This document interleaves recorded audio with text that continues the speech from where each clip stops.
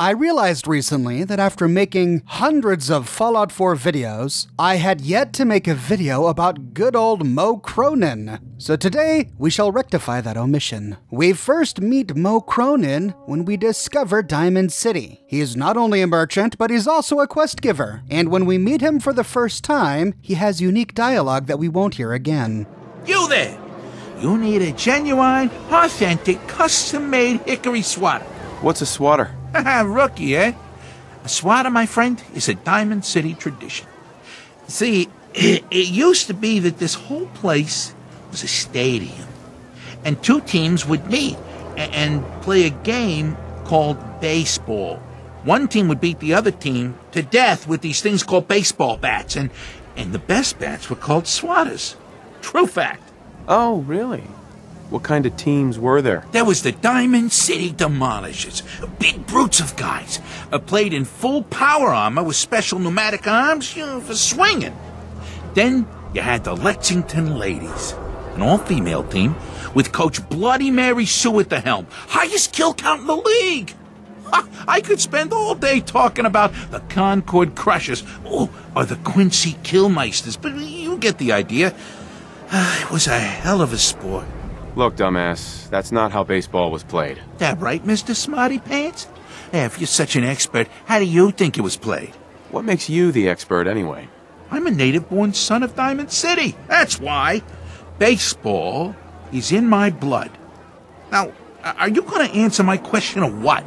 There were balls, strikes, 3 bases, and home runs. You kept score by how many runners made it to home plate. No hitting or beating. What's the damn point? It was America's pastime. A sport that united families on warm summer days. And it wasn't violent. Mostly. Sounds stupid. Without a little violence, what's the point? The teams would also beat the spectators to death. That's how the term spectator sport got started. Now that's my kind of action. I like my version better. Now, can I interest you in these genuine, authentic, custom-made Hickory Swatters? If talking to him for the first time, and if still searching for Sean, we can ask Moe about the boy. Moe Cronin exemplifies the paranoia that residents of Diamond City have about synths. My son's been kidnapped. Is there anyone here who can help me? Whoa, listen there, if the paper's right about the Institute, then there's no way I'm getting involved in anyone else's problems. You're afraid of the Institute? Who are they? What? Never seen their handiwork walking all over the Commonwealth? Those synth things. Machines? Trying to look like people? Ugh. I ain't eager about being replaced by a synth duplicate. Having someone who I thought was human suddenly pull out a gun and strike me out. So take your trouble somewhere else. I don't care if you say the Institute's not involved. They might be. Hey, that's enough. So these synths replace people? How? Hell if I know. One day someone's a human, next day they're a synth, and no one can tell the difference. Not until they kill someone for no reason. It was bad enough when the older, robot-looking synths would occasionally grind a town down to a pulp and haul off what was left. University Point was the last loser in that game. Nothing there but synths now. Moe's intel here is accurate. I did an entire video about the devastation at University Point, which you can watch here.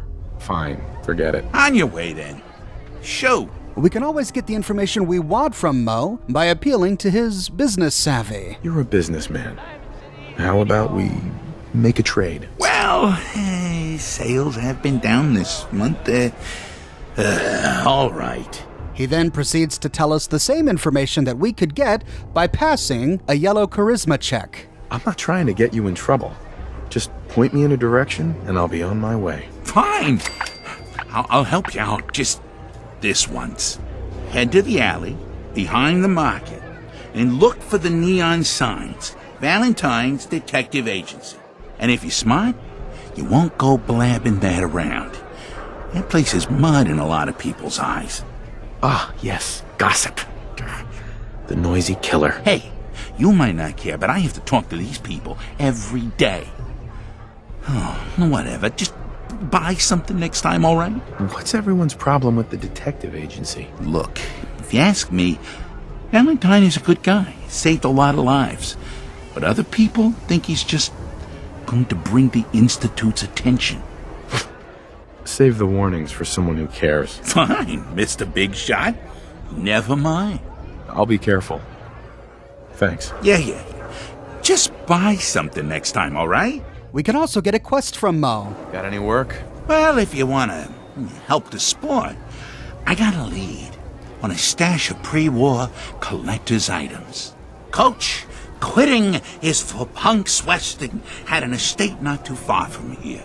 Legend says when he retired, the league presented him with a baseball, catcher's mitt, and playing card signed by all the other coaches.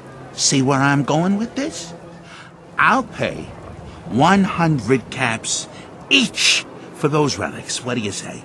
I'm not hunting down baseball memorabilia. Hey, suit yourself. But there's caps in the tin for you if you change your mind.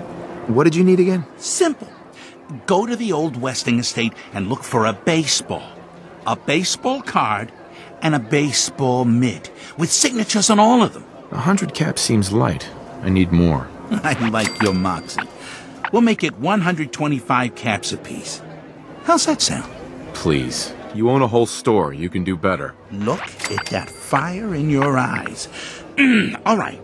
150 caps for each piece. And you better be worth it. Deal? You're holding out on me, Moe. Come on. Show me you're serious. Oh, if only Ice Julie could see that steely gaze of yours. She might have finally met a match. You win 200 caps each. But that's my final offer. You taking or leaving? A card, a mitt, and a ball. Got it. I thank you. And baseball thanks you.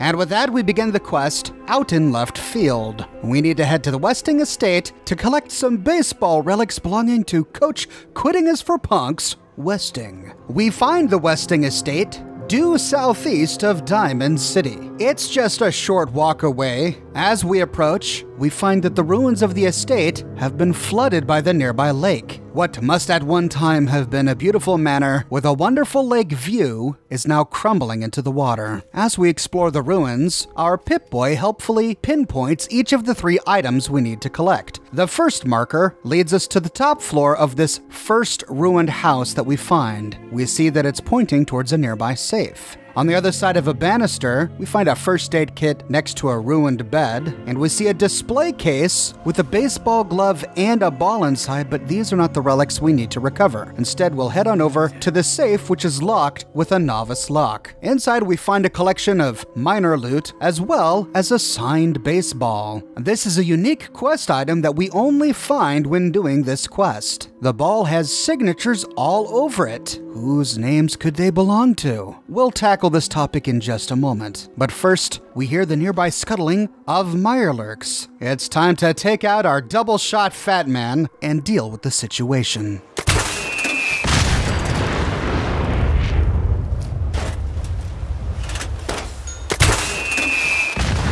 You know, I had an epiphany the other day. This is my Big Guns character, and I spend money purchasing all the mini-nukes I can find. But I never use mini-nukes because they're so rare and valuable. But here I am, level 70 or so. I've faced many of the tough creatures in this game, and I seem to never find an opportunity that warrants using mini-nukes. So I decided, well, you know what? Since I've got them, I might as well use them. Yes, I realize it's overkill, but sometimes you just need to bask in the beauty of nuclear fire. If I were you, I wouldn't drink a drop of that. It looks like scavengers had at one time tried to make a home of the ruins of Westing Estate. Walking across a scrap wood walkway, we reach a tiny little shack where we find an ammo box and a magazine on the ground, a copy of The Unstoppables. You've collected an issue of The Unstoppables. Permanently gain a 1% chance of avoiding all damage from an attack. Kamikaze versus Manta Man. Are those dolphins with dynamite vests strapped to their backs? Are we to suppose that communists trained dolphins to commit suicide wearing suicide vests? I suppose so, at least if the imaginations of these comic book authors is to be believed. Inside a nearby chem cooler, we find the signed baseball card. This one also has a signature, but it's easy to understand. On the front, we have a photograph of Matt the Missile Murtaugh with his signature over his face and his name at the very bottom. On the back, we find his player stats. Height, 6 feet, weight, 160 pounds, bats right, throws right, home, Atlanta, Georgia. His ending batting average, after spending 14 years in the major leagues, was .316. Now we've found 2 of the 3 items, but there is a third. Where is that catcher's mitt? Well, while we're here, we can take the opportunity to collect as many of these Mirelurk eggs as possible. Some of them will hatch into hatchlings, but Pain Train makes quick work of them. That was easy. We find a building with a tractor parked outside. If me boots get wet, you're finding me another pair. There's nothing inside except for a desktop picture frame, which leaves one structure remaining. A nearby garage. Heading through the garage door, we find the signed catcher's mitt inside a red toolbox in the bottom of a nearby table, as well as some more minor loot. Looting these items are triggers to spawn more Mirelurks. Time to have some fun! Nothing a little mini nuke can't handle. Now, I was curious about the signatures on the baseball and the baseball glove. While working on this video, I did a little research, and the wiki attributes each of these names to a perplexingly random assortment of public figures in a wide range of industries. These names don't make any sense in the context of the game, or even as a Bethesda Easter egg. None of the people named on the wiki have any relationship to Fallout, video games, the Cold War. It's just completely random. The wiki cites YouTuber Ike Plays, who produced a video on the topic. He was able to identify 10 of the 12 signatures on the baseball. I linked to his video in the description of this one. However, he didn't tackle the baseball glove. I can confirm most of his findings, but there were a few that I was unable to confirm. To solve this issue, I wanted to go directly to the textures from the game. Using the Bethesda Archive extractor, I was able to extract them and then load them up in Photoshop. Let's start at the top here first. This one looks strange. It almost looks like Babe Ruth, but it's not. It's BENRUTHUIRIGHT. Ben Wright. This is what Babe Ruth's signature actually looked like. As you can see, it really looks nothing like what we see on the ball. This was one of the ones that YouTuber Ike Plays was unable to identify. I did a reverse Google image search for Ben Ruth and came up with nothing. The only result I found was a company called Benjamin Ruth Violins, but I did not find a signature on their website or on any photographs of their violins that match what we find in the game. So this one is still unconfirmed. Directly beneath it, we find a rather perplexing one, Roger C. Apis. Accuplace thought that this said Robert C. Apgar, and the first Google result is a lawyer working out of Tennessee. He was even able to reproduce this exact signature. However, when I searched, I could not find this exact signature associated with Robert C. Apgar from Tennessee, so even though he was able to confirm it, I cannot. Directly beneath it, we find one that says James. At least I think it says James. When Accuplays searched for this one, he found a number of hits. This exact signature is used on a number of websites, but it's altered a little bit. Sometimes it's altered to say Jamie. He found it on a retirement website, on an old folks home. He even found it on the personal website of a marketing agent. When I did the search, I simply Googled James signature, and I found it as the very first Google result for James signature. In this case, I found it on a real estate website, just at the very bottom, James signature. It's likely that this may be a bit of stock imagery that Bethesda chose to put on this ball. Next, we've got this. It looks like a T, a 2, and an 8. It's hard to figure out. Accuplays says that this is the signature of Tammy Simon, who's the author of a bunch of books on spirituality.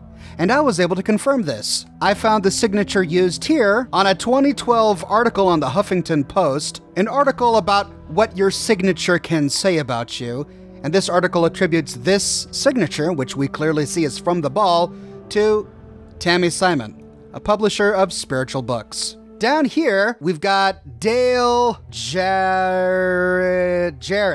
Dale Jarrett. Many will recognize this name. Dale Jarrett is a race car driver who won the Daytona 500 3 different times. AccuPlays correctly identified this as his signature, and we can verify it. Googling Dale Jarrett's signature, the very first item we find is an exact duplicate of what we find on the baseball. And beneath this, we see a single word which clearly says Gwen, G-W-E-N. AccuPlays identified this as the signature of Gwen Ashley Walters, a food journalist and one of the co-founders of a blog called Pen and Fork.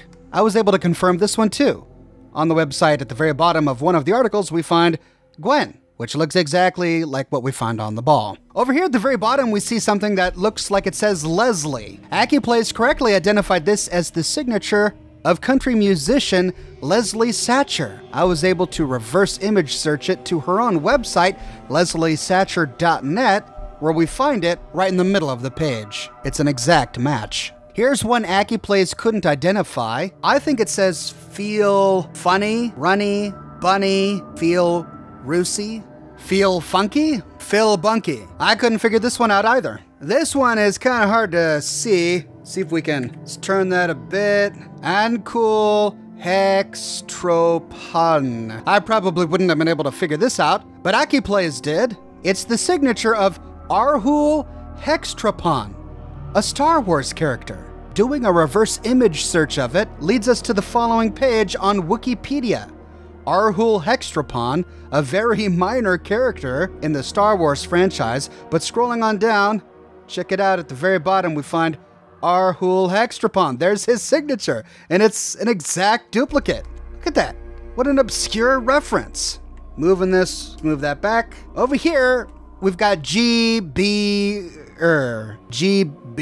Hell? I wouldn't have been able to figure this out, but AccuPlays did. This is the signature of G. Billy, a character from the video game Club Penguin. Here's the wiki page on G. Billy, and scrolling on down, check it out. G. Billy, there's the signature, an exact duplicate of what we find here. Now we have a few more, but they're upside down. Turning that around, take a look at this. B.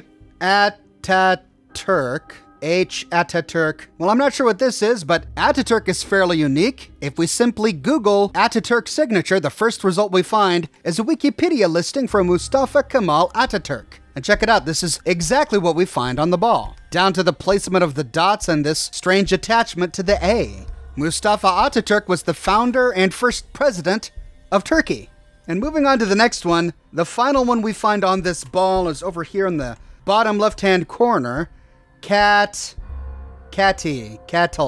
AccuPlays says that this is the signature of Katherine Fife, a Canadian politician. He was able to find her signature in a much more clear way, but after searching for a long time, I was able to find it on her Facebook page. I found this photograph in her photo stream, and here's an award that she had given out. You can see it says Katherine Fife, and then at the very bottom, I know it's hard to see, but you can clearly see that it's an exact duplicate of the signature we find on the ball. See how the T is made of this strange loop, and it's mixed with the last name and a dot over here, giving it this heavy ink. Here's the signature again, and right down here, we see that same heavy ink, and the signature's askew in the same way. So I think AccuPlays was correct. This is the signature of Katherine Fife, a Canadian politician. So that's all 12 for the baseball. Now we gotta figure out the catcher's mitt, and sadly, AccuPlays didn't make a video on this. I won't be able to find them all, but maybe I can enlist your help. Taking a look at the interior of the glove, the most striking one is this. Lewis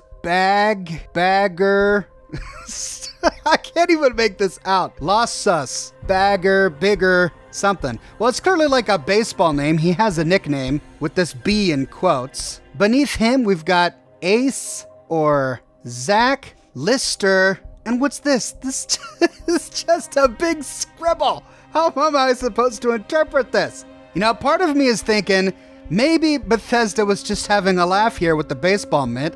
I mean, look at this. These are like alien hieroglyphs. I'm noting a very different way of collecting signatures for the baseball mitt than what they did for the ball. What's this? Sutom.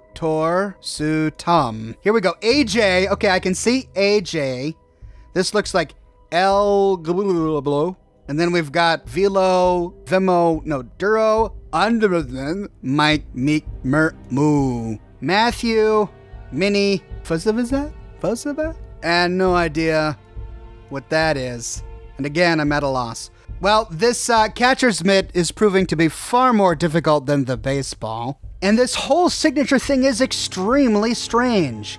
On the baseball glove, it's almost like Bethesda employees just sat down and either scribbled their own name or scribbled nonsense and gibberish.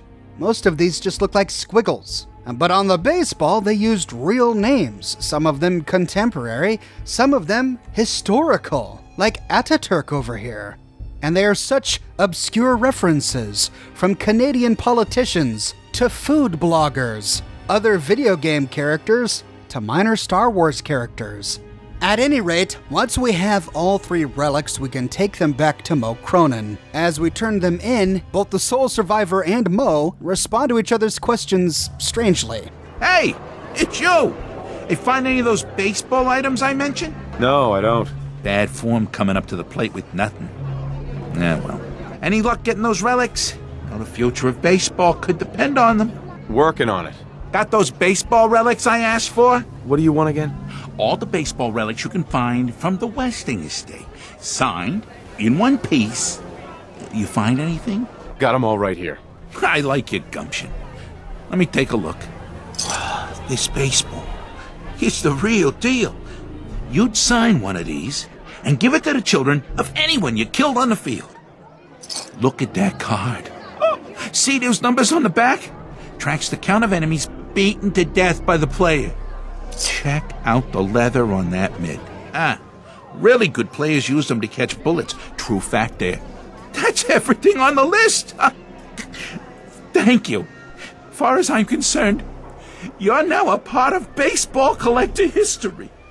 With that, we complete Out in Left Field. And in Moe's eyes, we become a baseball legend. Oh?